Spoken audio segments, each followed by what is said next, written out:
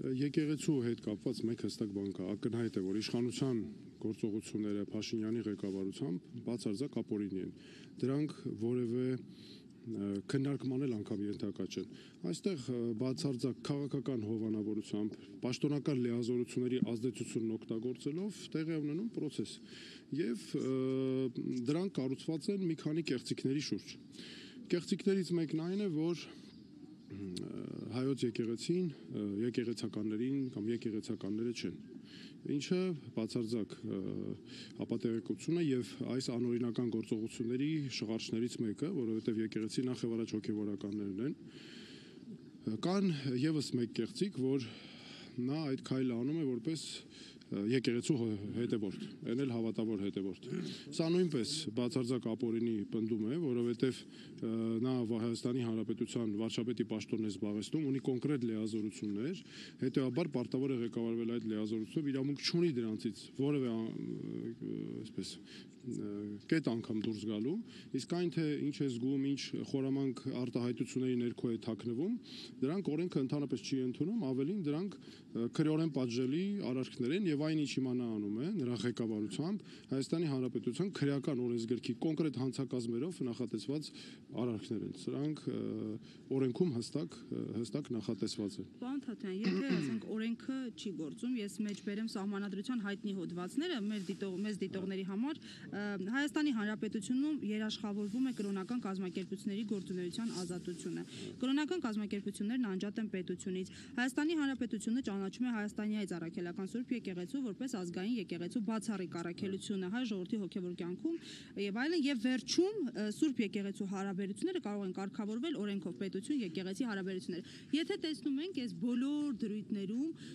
ականատես չենք լինում, որ գործում է, հետեւաբար անելիքը որն է, ով պիտի օգնի։ Հիմա տեսեք, դուք շատ հետաքրքիր մեջբերումներ արեցիք, հիմա որպեսզի մեր քաղաքացիները հստակ ավելի իմանան ինչի մասն է խոսքը, տեսեք, Հայաստանի սահմանադրությունն եւ օրենքները ընդհանրապես հստակ բաժանել են, որ պետությունը անջատ է իր իշխանության մարմիններով, եկեղեցին անջատ է։ Եկեղեցու ներսում ինչ տեղի է ունենում, եկեղեցական ընտրություններ,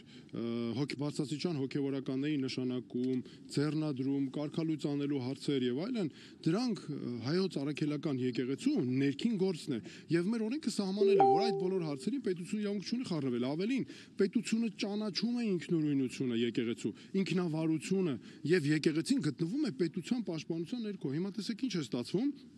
օրենքը հստակ նախատեսել է, ասում է կառավարություն, վարչապետի գլխավորությամբ, դու ընդհանրապես իրավունք չունես, դու այստեղ անելիք չունես ընդհանրապես, սա քո գործը չէ,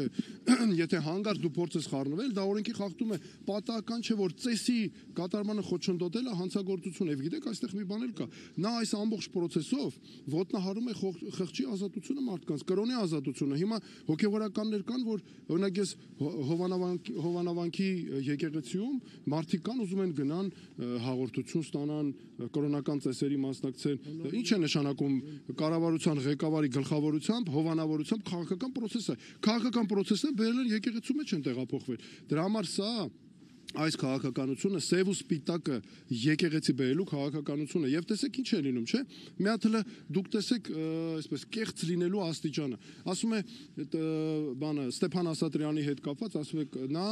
մեզ համար Տեր Արամ։ Այսինքն չհասկացա, դուք ամենայն հայոց կաթողիկոսի ասում եք հայտ հրճակում եք կարգալույց, նրա ձեռնադրած հոգեվորականներին ասում եք Տեր Արամ, չէ՞։ Հետո ասենք նրա կարգալույց լինել է, այն որ արդեն կարգալույց եղել նույն կաթողիկոսի հայրապետական տնօրինությամբ, ասում եք, չէ, գիտեք ինչ կա, նա արդեն մեզ համար այդ կարգալույծությունը հիմք չենք ընդունում։ Ինչու դրսի արձագանքը համարժեք չէ, ինչու ավելին կան կառույցներ, առանձին ներկայացուցիչներ, որոնք պնդում են, որ Հայաստանի Հանրապետությունը ժողովրդավարության է։ Որովհետև տեսեք, սա ընդհանրապես ժողովրդավարության հետ կապ չունի, Փաշինյանը սրանով մեծագույն հարված է հասցրել Հայաստանի ժողովրդավարությանը, Հայաստանում օրենքների գերակայությանը, սա բացարձակ այսօր կղզիացրել է մի տարածք է առանձնացրել, որտեղ օրենքները ինստիտուտները Հայաստանի չեն գործում։ Գործում են նրա անձնական քաղաքական համոզմունքներն ու կուսակցական ժողովների, չգիտեմ, կարգերը։ Ինչ կապ ունի սա Հայաստանի օրենքների հետ։ Ամբողջ աշխարհին էլ այո, մենք հստակ պետք է սա ցույց տրվի եւ կարծում եմ պետք է դա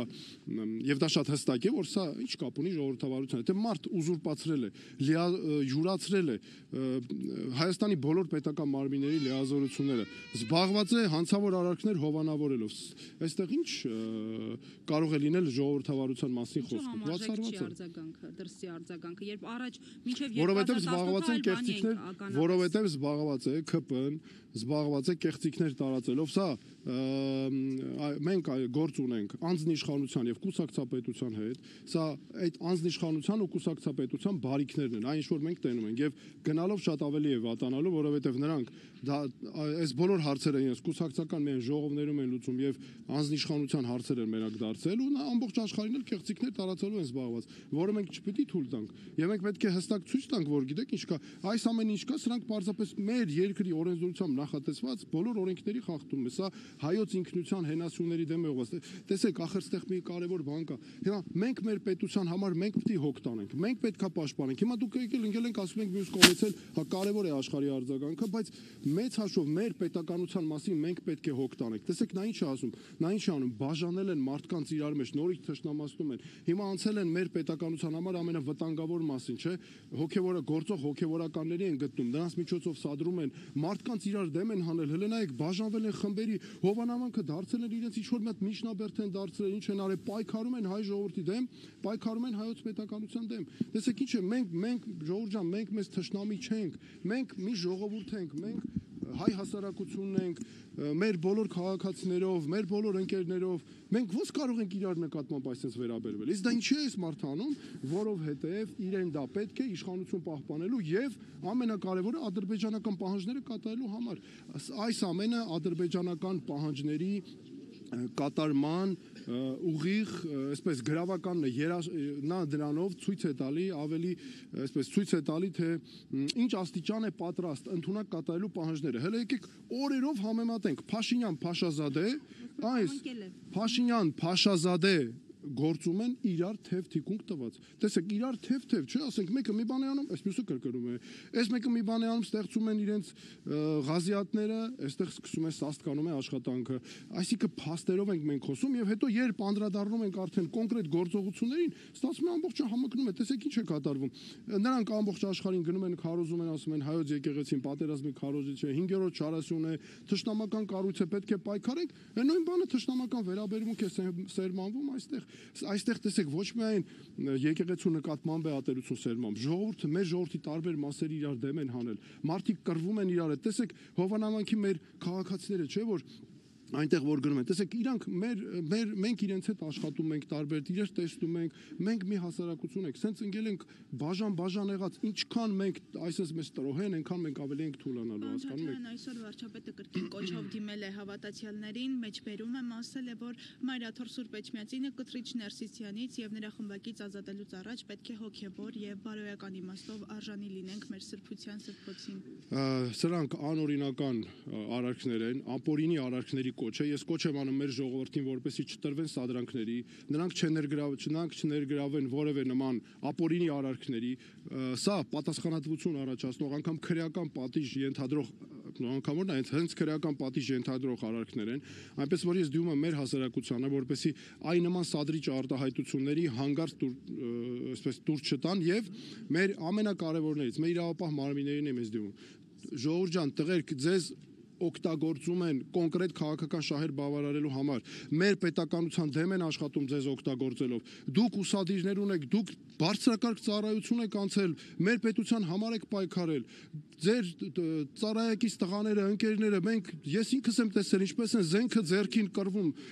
կյանք են տվել մեր երկրի համար, հոգևորականների հետ միասին։ Ոնց կարող եք դուք թույլ տալ, որ այս մարդը ձեզ օգտագործի։ Ես զարմանում եմ, ոնց կարելի է թույլ տալ մեր իրավապահ մարմինները, որ հանկարծ նրանց օգտագործենք, սա թասիբի հարցել է, չէ՞, ասենք, պատկերացեք, մեր հայ ժողովրդով մենք այսքան բազմադարյա պատմություն ունենք, ու մեկ էլ թողում ենք ինչ որ մեկ եկել այդ քաղաքական շահերը, որ անընդհատ ադրբեջաներ ուսինսես տմտմբացնի ասի, վայ ինչ լավ ես անում, ապրես դու, մեր թույլ տանք, որ մեր պետականությունը քայքայեն, բայց սա գիտեք որ գիշերը մարդ չի կարող քնի, թասիբից բանես չի լինում, ասենք ասում ես ոնց կարող է մեր բազմադարյա այսքան հաղթանակներ ունեցող հայ ժողովրդին բերել են այսպես մի հատ կապել են այս ամեն ինչը մեր վրա, մեկ-մեկ անընդհատ սերմանում են, որ դուք անճարեք, չես կարող, սրանից է չէ գալիս, որ դուք արժանի եք սրան, ավելին արժանի չեք եւ այլն։ Այնպես որ ես կոչ եմ անում չտրվել այս անօրինական արարքների կոչերին, որը պարակտում է, քանդում է մեր պետությունն ու եկեղեցին։